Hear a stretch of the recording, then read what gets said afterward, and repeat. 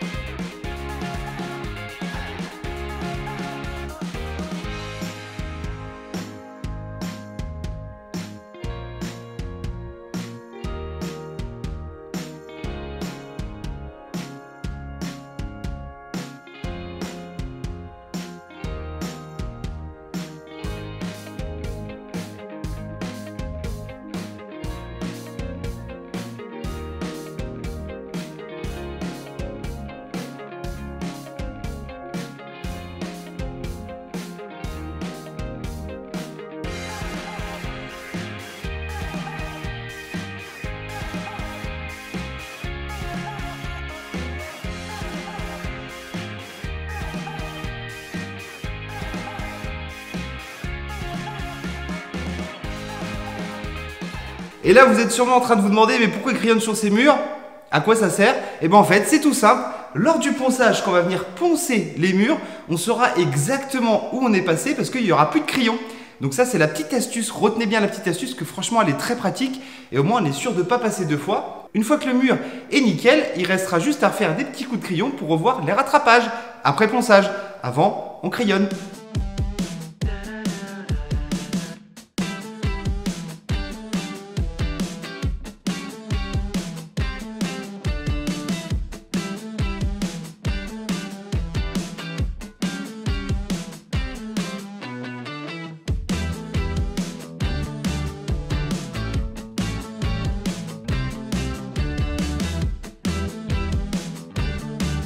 On va tester une deuxième technique de crayon.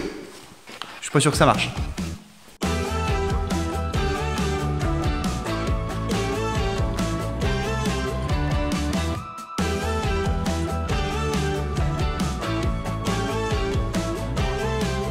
Bon, là c'était vraiment le moment le plus fun, c'est-à-dire mettre du crayon partout. Donc pour le ponçage, c'est vraiment bien.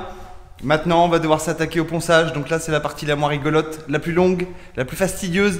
Mais bon, c'est pas grave. On s'y attaque, je sors les machines et je vous montre tout ça.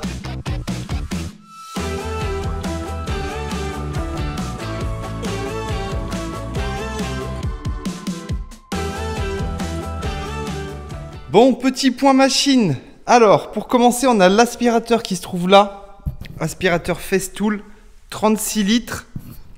Et on peut régler la puissance ici et là. Et on peut régler aussi en mode automatique ou alors en mode manuel, c'est-à-dire en gros c'est tout le temps en aspirateur. On a l'avantage d'avoir une petite prise ici, ce qui permet que dès qu'on appuie sur la machine pour lancer la machine, elle aspire qu'à ce moment-là, elle aspire pas tout le temps en mode automatique. Alors par contre cet aspirateur-là, il marche vraiment très très bien pour tout ce qui est ponçage, mais si vous voulez aspirer le sol avec, bah honnêtement c'est pas terrible, hein. Il faut bien un aspirateur à 100 balles le fait parce que celui-ci c'est quand même quasiment 600 à 800 balles, hein. Ça coûte assez cher, donc franchement un peu déçu sur ce côté-là, mais bon. On a la girafe qui se trouve ici, élément indispensable pour aller beaucoup plus vite, avec un disque de 225 et ça c'est bien pratique.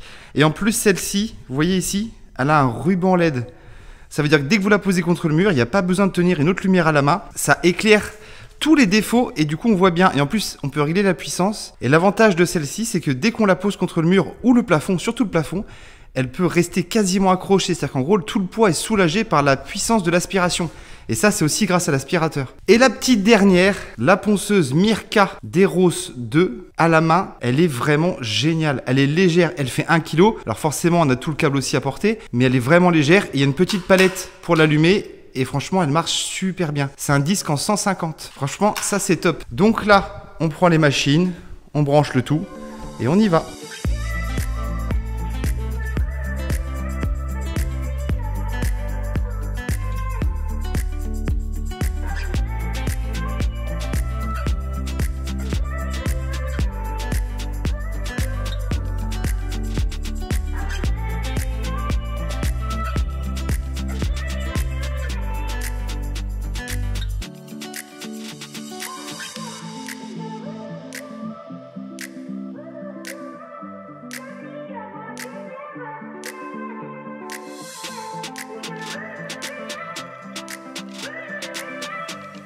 Aujourd'hui, mardi, nouvelle journée à la grange. Objectif, terminer le ponçage sur toute cette partie-là. Donc la moitié sera poncée.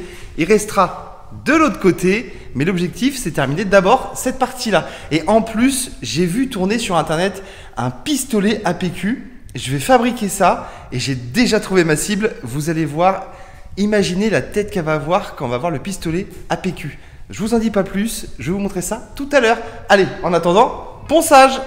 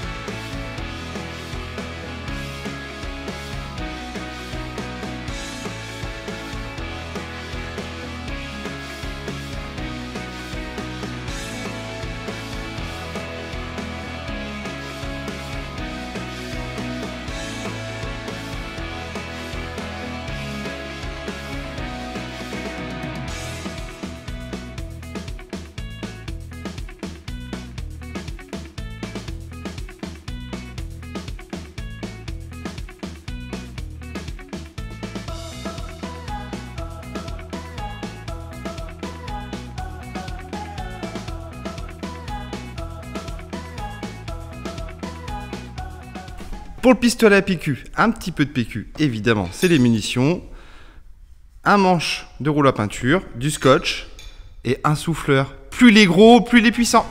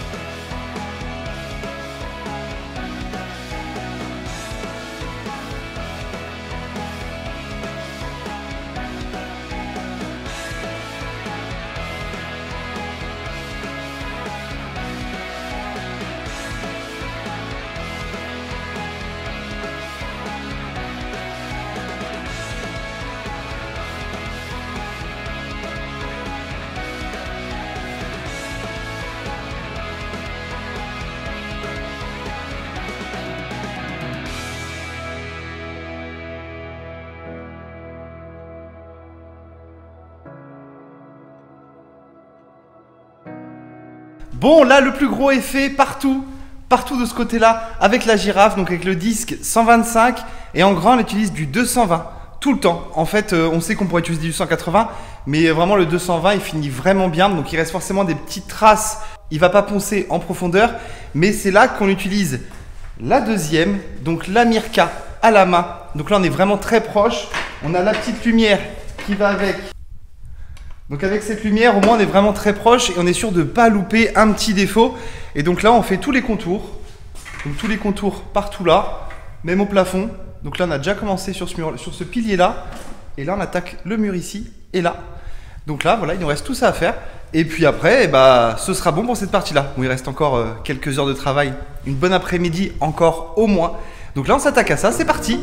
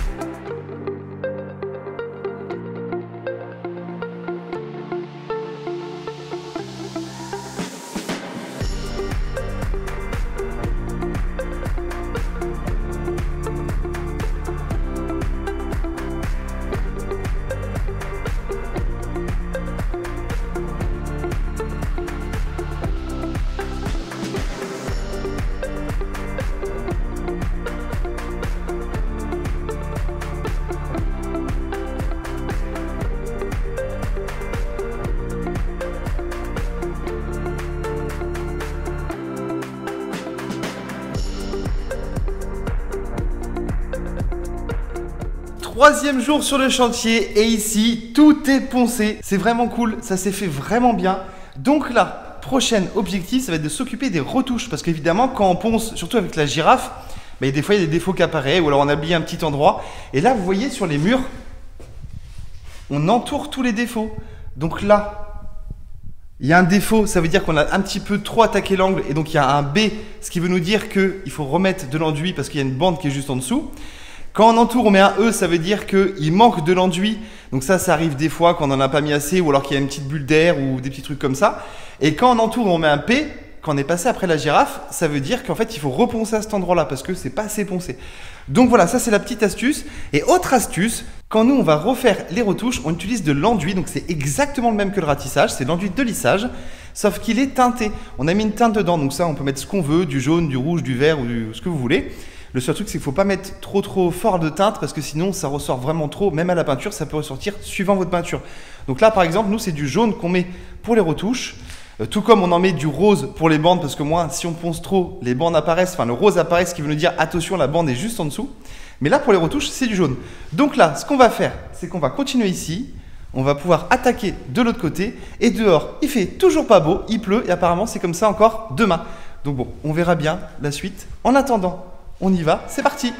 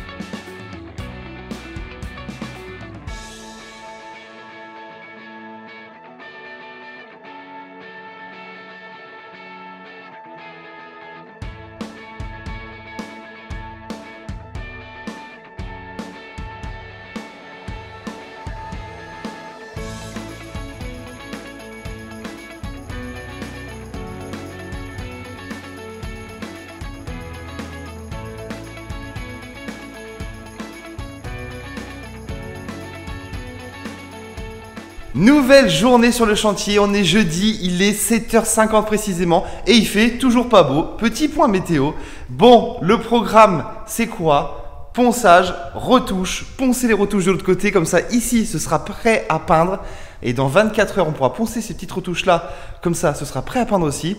Et donc, tout le rez-de-chaussée sera prêt à peindre pour semaine prochaine. C'est l'objectif, peindre semaine prochaine. On a aussi les chambres à faire.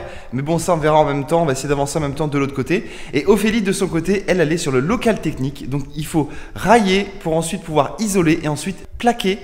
Parce que fin du mois, il y a une personne qui vient ici pour un gros projet. Ça va être dingue. C'est vraiment quelque chose qu'on attend depuis hyper longtemps. On vous en parlera plus tard. Donc préparez-vous. En attendant, nous, on continue. C'est parti!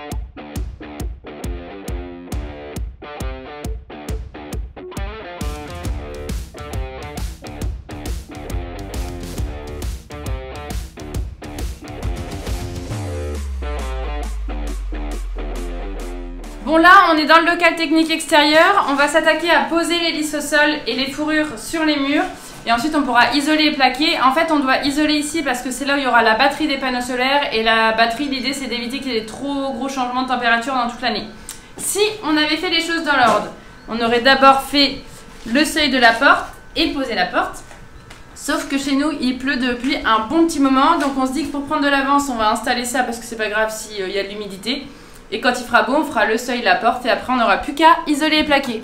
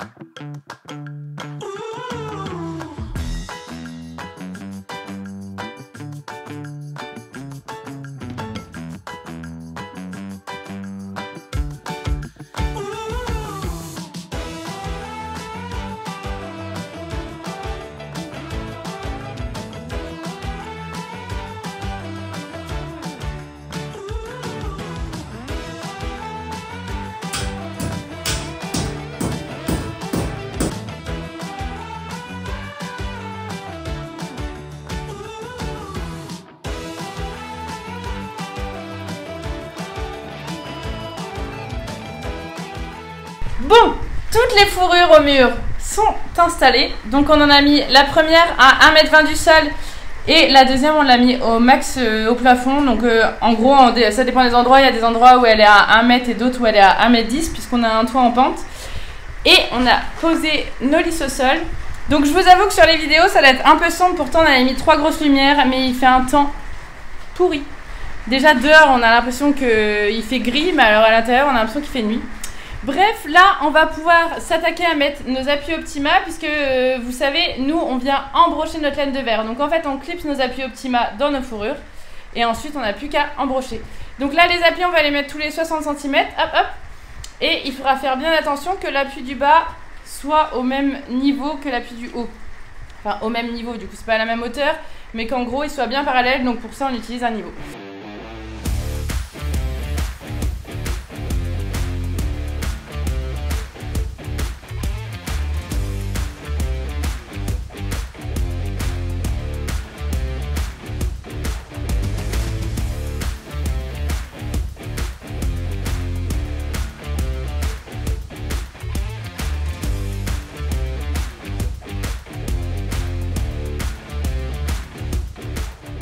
Bon, ce matin, on a eu un temps catastrophique, 70 km/h de vent et des averses comme pas possible. On a rarement vu ça ici, en tout cas, même si on est en Normandie. Je sais ce que vous allez dire, vous êtes en Normandie, on a l'habitude de la pluie.